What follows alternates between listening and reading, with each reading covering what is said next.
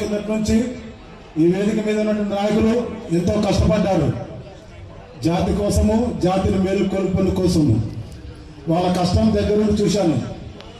మొట్టమొదటిసారిగా ఈ ఎమ్మిగనూరులో అంబేద్కర్ చిత్రపటాన్ని పట్టింది రామచంద్ర అనేసి ఒక చరిత్ర కార్మికుడు, మన మాల నరసన్న. వాళ్ళిద్దరి తర్వాత మూడో వ్యక్తి నేను. మేము ముగ్గురు కలిసి అంబేద్కర్ జయంతి ఈ ప్రాంతంలో చేసేవాళ్ళం. అలాంటిది ఈరోజు మాస్టర్ గారు, ప్రేమ్ గారు చెప్పినట్లు ఇంతమంది ఒక ఉద్యమంగా రావడానికి కారణం ఈ వేదికని సగౌరవంగా చెప్తున్నాను. చప్పటి కూడా ర్యాలీలు, ఇన్ని పాటలు, ఇన్ని డీజేలు, ఇన్ని రకాల జరగడానికి ధైర్యాన్ని నూరిపోసిన వ్యక్తులు. ఆనాడు చాలా కష్టపడ్డారు. ముఖ్యంగా తమ్ముడు దేవసాయం అయితేనేమి, ఆదరణ అయితేనేమి, ఆనంద చైతన్య అయితేనేమి, బుడగ సంఘాల నాయకులు పెద్దయ్య గారు అయితేనేమి, మిగతా నాయకులు చాలామంది చాలా రకాలుగా కష్టపడ్డారు. అందుకని కష్టపడ్డ మూలంగానే ఈరోజు గర్వంగా అంబేద్కర్ని బలంగా నినాదాలతో ఈ ఇన్ని ఆఫీసుల మధ్యలో ఇంత వేదిక మీదగా మహారాజులుగా కూర్చొని వాళ్ళ సభలో పాల్గొంటున్నారంటే వారి కష్టం ఎంతైనా ఉంది. ఇలాంటి వ్యక్తులని చూసి ఆ ఎండ్రకచ్చ కదా పైనకెక్కే ఎండ్రకచ్చలను లాగినట్లు కష్టపడి ఇంకా దమ్ముండి ఎదిరించాల్సింది పోయి వీళ్ళ మీదనే ఇబ్బందులు పెట్టే వ్యక్తులు ఉన్నారు. ఈ వేదిక ద్వారా వాళ్ళని నేను చాలా రిక్వెస్ట్ చేసుకుంటున్నాను. ఈ వేదిక మీద ఉన్న నాయకులు మామూలు కష్టం కాదు, తమ జీవితాలను బలి వేసుకొని తమ కుటుంబాలకు ఎన్నో సంవత్సరాలు ఎన్నోసార్లు దూరమై ఈ స్థాయికి వచ్చారు. ఇలాంటి వారిని కిందికి లాగొద్దండి. అవకాశం ఉంటే వీళ్ళ సలహాలు తీసుకోండి, వీళ్ళ ప్రేమలు పొందండి.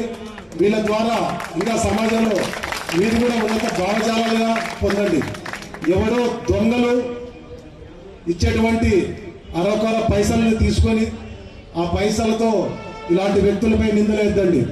నేను గర్వంగా చెప్తాను, ఈ వేదిక ఇక్కడ ఉన్న నాయకులు కూడా చాలా మందికి నాకు తెలుసు. ఎందుకంటే అన్ని వర్గాలతో, అన్ని కులాలతో, అన్ని మతాలతో తిరుగుతాను కాబట్టి ఇక్కడున్న వేదిక మీద ప్రతి ఒక్క నాయకుడి గురించి చాలా విలువలు ఉన్నాయి. ఆ విలువలు నిలబెట్టుకునేలాగా ఈరోజు కూడా వాళ్ళు ప్రయత్నం చేసినందుకు వాళ్ళని అభినందిస్తున్నాను.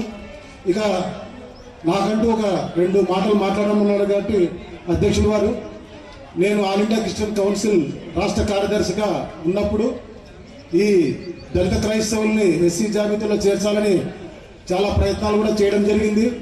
మొన్న సుప్రీంకోర్టులో వచ్చిన జడ్జిమెంటు అది ఇప్పటిది కాదు, పాతదే. ఏమంటే సోషల్ మీడియా ప్రభావం మూలంగా అదేదో కొత్తగా ఇప్పుడు వస్తున్నట్లు జరుగుతుంది. కానీ ఇది ఎప్పటి నుంచో ఉన్న సమస్య కాబట్టి ఈ సమస్య పరిష్కారం అయితే ఏం జరుగుతాయి అబ్బా అంటే, క్రైస్తవులుగా ఉన్నటువంటి 2%, దళిత క్రైస్తవులు ఎస్సీ అయితే 30% పై చిలుకు అవుతామని ఈ దేశంలో చాలా మందికి ఒక భయం. అరే ఒరే పోరే రారా పెద్దగాసగాడు, చిన్నగాసగాడు, పెద్ద పాలేరు, చిన్న పాలేరు అనే బిరుదులు కూడా ఎగిరిపోతాయి. వారి ఇష్టానుసారంగా మంచి మంచి పేర్లతో, మంచి మంచి భావజాలతో, మంచి జీవితాలతో క్రైస్తత్వముని నమ్ముకొని క్రైస్తవులుగా ఉంటే వాళ్ళ విలువలు పెరుగుతాయి. అలాంటి పెరగకూడదనే ఉద్దేశం మీదనే ఈరోజు పట్టుబట్టి దళిత క్రైస్తవులను ఎస్సీ జాబితాలో చేయకూడదన్నటువంటి కాన్సెప్ట్తో ఒక వైపు జరుగుతుంటే, ఒకవైపు దాన్ని ఉద్యమంగా మలుచుకొని దళిత క్రైస్తవులు ఎస్సీలుగా తయారు చేయాల్సిన బాధ్యత ప్రతి ఒక్క దళితులకు ఉంది. చాలామంది అనుకుంటారు హిందూ దళితులుగా ఉంటే వివక్షత ఉంటుంది, అందుకే వీళ్ళకి ఎస్సీ రిజర్వేషన్ ఇస్తాం. వీళ్ళు క్రైస్తవులుగా మారితే వీళ్ళకి 100% వివక్షత పోతుందని ఒక గుడ్డిగా నమ్ముతున్నారు. ఎక్కడ వివక్షత పోదు. పోతుందా? నేను క్రైస్తవుణ్ణి, వివక్షత పోతుందా? పోదు. పోవాలంటే చాలా కష్టం. ఆ కష్టం కూడా నేను పడుతూనే ఉంటాను. ప్రతి నిమిషం, ప్రతి క్షణం కష్టపడుతుంటాను వివక్షతను ఎదిరించాలని. ఎంతగా ఎదిరిస్తానంటే, ఆనాడు మన ధర్మశాస్త్రాన్ని కూడా నేను ఎదిరించే వ్యక్తిని. ఆనాడు నా తండ్రి అంబేద్కర్ మన ధర్మశాస్త్రాన్ని చింపితే ఆ మన ధర్మశాస్త్రాన్ని కోసం నేను వందలాది మంది కులాంతర వివాహాలు చేయగలిగాను. చేశాను లేదా? ఈ ప్రాంతంలో వందలాది మందికి రక్తదానం చేయించాను. వారి రక్తం వీరి రక్తం మార్చగలిగాను.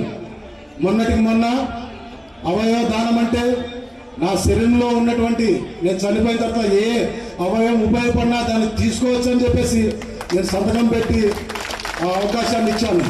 నా అవయవాలు కూడా రేపు రాబోయే దినాల్లో అన్ని కులాలకు అన్ని మతాలకు పోతే కూడా చాలా సంతోషపడతాను. నా రక్తం కూడా చాలా మంది ఇతర కులాలకు పోయింది, ఇతర మతస్థులు కూడా పోయింది. నా బిడ్డలు చైనాలోను లండన్లో రక్తదానం చేస్తే విదేశస్తులు కూడా నా రక్తం పోయింది. అలాంటి మన ధర్మశాస్త్రాన్ని యాక్టివ్గా నేను ఎదుర్కొట్టగలిగాను.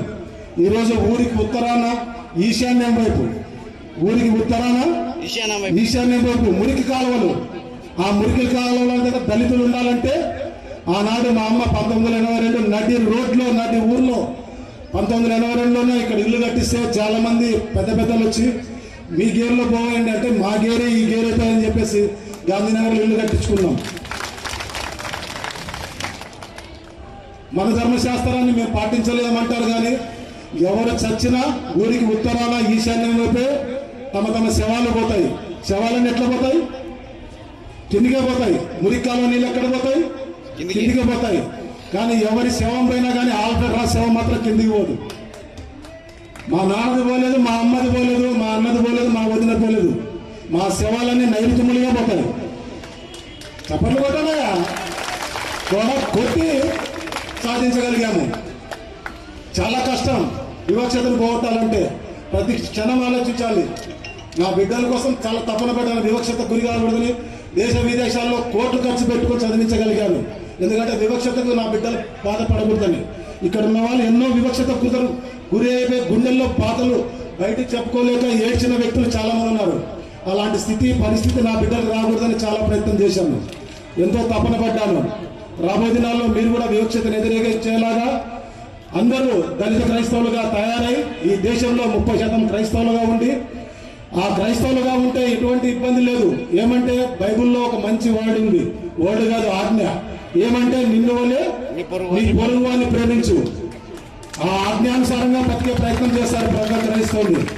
ఈరోజు సభాముఖంగా దేశంలోని వాళ్ళందరికీ చెప్తాను, దళితులు క్రైస్తవులుగా మారితే ఎటువంటి ప్రమాదం లేదు. ఇంకా ప్రేమించే వాళ్ళు ఉంటారు. నేను అందరినీ ప్రేమిస్తున్నాను, బ్రాహ్మణులు ప్రేమిస్తున్నాను, ముస్లింస్ ప్రేమిస్తున్నాను. అందరికీ మనవాడు నావాడు అనేలాగా నేను ప్రయత్నం చేస్తున్నాను.